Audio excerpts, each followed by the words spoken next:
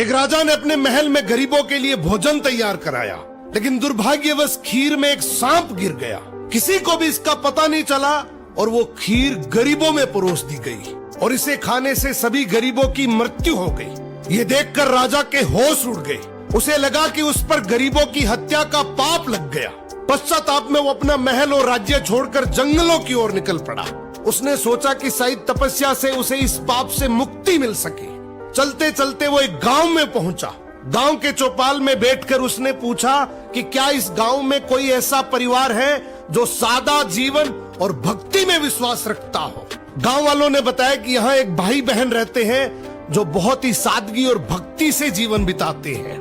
राजा उसी घर में ठहर गया। अगली सुबह राजा ने देखा कि वो लड़की ध्यान में बैठी हुई है। आमतौर पर वो जल्दी उठकर घर का काम और नाश्ता बना लेती थी, लेकिन उस दिन वो काफी देर तक ध्यान में लीन रही। जब वो ध्यान से उठी तो उसके भाई ने कहा, बहन आज तुम देर से उठी हो, घर पर एक मुसाफिर ठहरा है, नाश्ता कराकर उसे जल्दी भेजना था।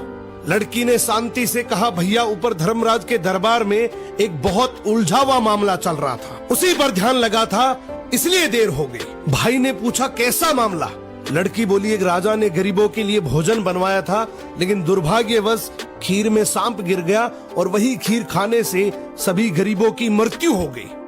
अब धर्मराज ये तय नहीं कर पा रहे हैं कि इस पाप का दोष राजा को लगे या उस